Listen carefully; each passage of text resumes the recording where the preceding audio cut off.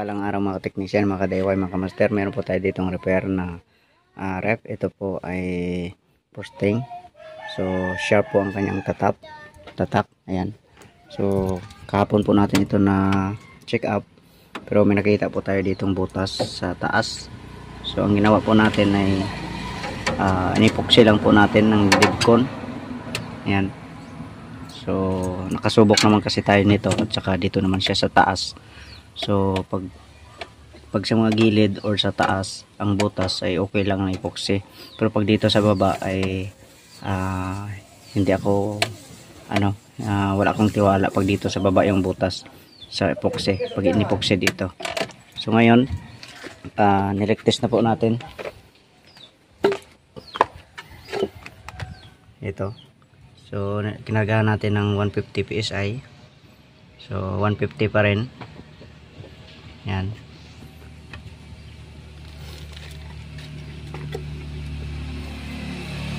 So ibig sabihin wala nang wala nang leak.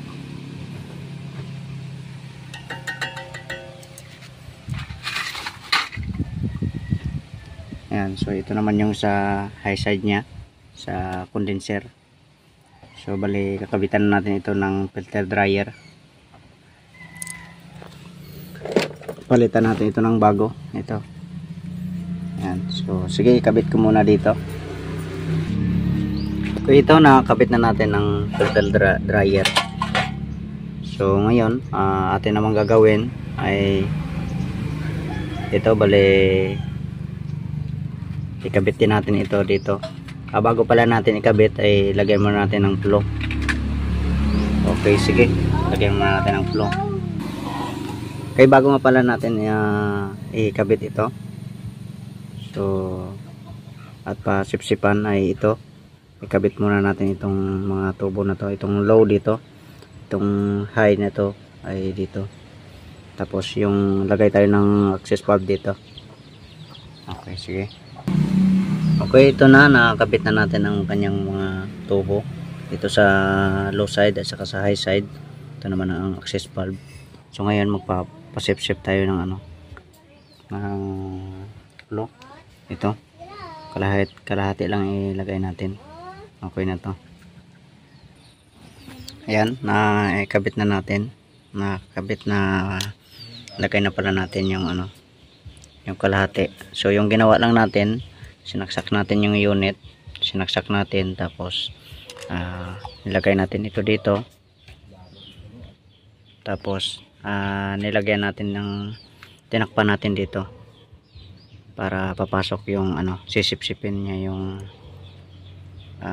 flow natin. So kalahati na lang natira. So okay na yan, kabit na natin ito dito. Okay, ito na po, nakakabit na natin. So ngayon ay mag-leak test tayo. Kabit natin yung tubo dito, ay yung hose pala.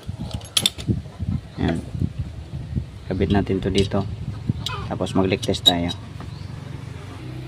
Okay, nalagyan na natin ng pressure. So ito ang kinarga natin, bali 150 PSI. Yan.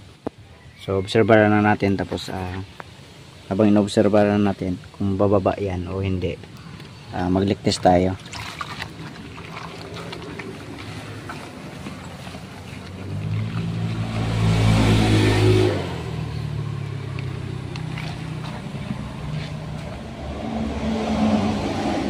Yan.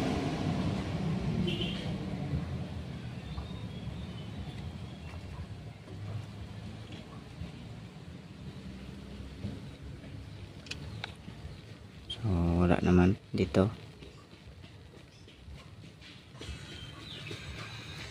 Tapos kabila.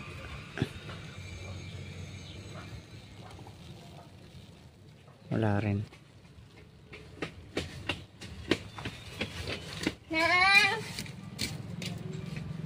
Ito wala. Parang mayroon dito. Meron pa dito sa kabila. May butas pa dito.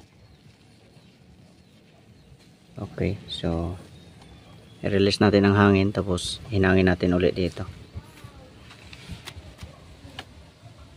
Okay, ito na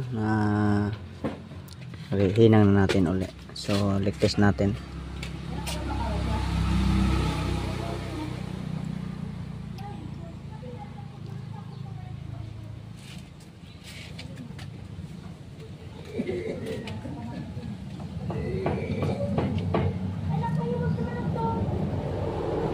So wala na.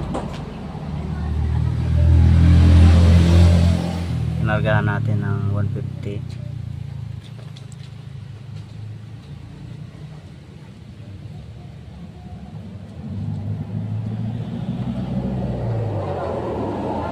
Okay. So i-vacuum na natin to. Bali itong tubo na to lagay natin dito. Kasi yung ano natin, yung pang vacuum. Okay, sige, ilipat ko dito tapos i-vacuum natin ito. Ito, nagba-vacuum na tayo. Yan, nalipat na natin dito yung hose. So lapit ng mag negative 30. So pagka wala nang lumalabas na hangin dito, pwede na natin itigil, tapos saraduhan natin dito, tapos obserbaran ulit natin kung umaalis sa bumabalik sa zero yung ating meter. Saka natin kargahan ng ng refrigerant. Ito, lagyan natin ng sabon, bula, kung may lalabas na hangin. So ito wala na, pabalik-balik na lang yung hangin. Ayan, so pwede na yun ihinto. Ayan, halos hindi na pumuputok yung bula. Ayan, so isara na natin dito. Isara na natin dito.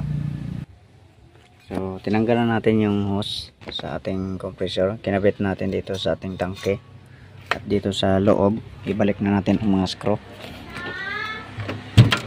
Balik na natin mga screw dyan. Ayan, mga screw sa lalim.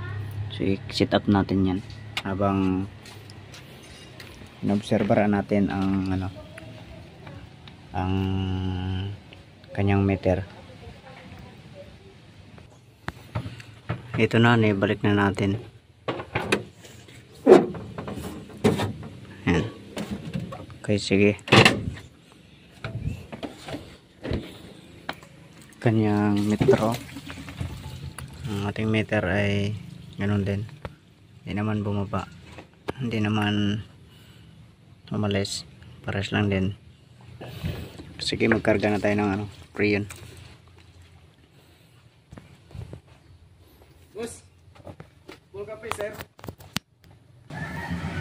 Dito magtayo na tayo ng ng Freon. So una natin gagawin, buksan natin dito. Tapos mag-purging tayo dito para magsingaw dito. Tapos saksak natin ang motor. Tapos dahan-dahan tayo na magkarga. Pwede rin tayo mag-initial ng ng karga dito. So ito, nag-initial lang tayo ng neutral, kasi kanina naka siya, naka negative. So ngayon nag neutral lang tayo, tapos saksak natin.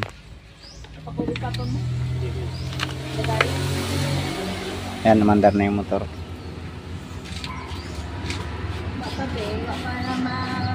So habang umandar ang motor, karga lang tayo dito na magkarga. Mga lang dito, pabuti lang natin dito sa guhit muna, tapos hanggang mula 1 to 10 psi lang po tayo.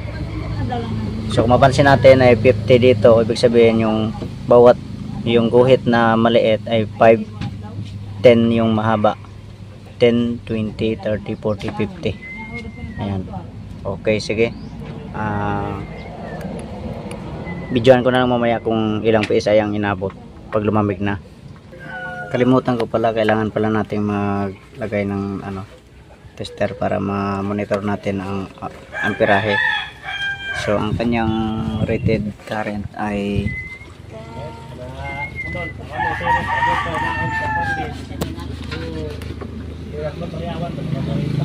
Point 6. Ayan, 0.6. So, 0.3 pa lang tayo. Ayan. 0.3 pa lang. Okay, sige. Dagdag lang tayo ng dagdag. Ito pa lang karga. Okay, ito ang amperahe natin. 4.4. 0.44 pala. 0.43. So, dyan na naglalaro. Okay, ating karga ay mga nasa 9 or 8. Tingnan natin sa loob. Ano ka naghaharay ka lang? Babok pa panahapon sa Okay, ito.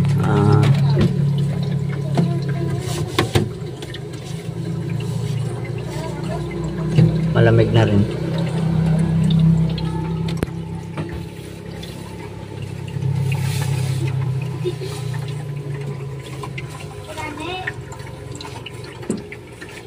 So, observeran pa natin uli.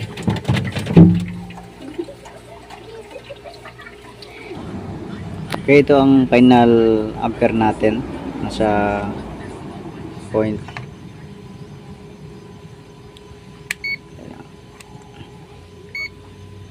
Yan. Point 47. Ang ating karga ay nasa 10. Mahigit 10 PSI. Ayan. Pero hindi naman siya overcharge. Hindi naman galamig dito sa low niya. Titingnan natin ulit sa loob.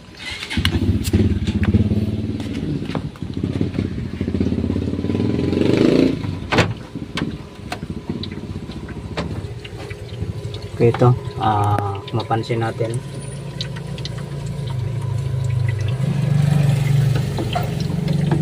ayan o, lamig na siya.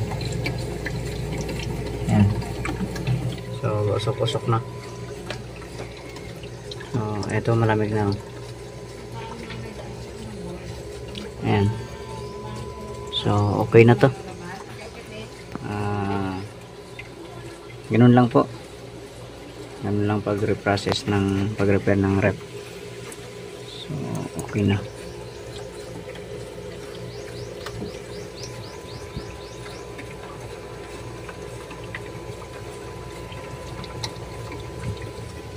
So dagdagan na lang natin ito kung sakaling kulangin.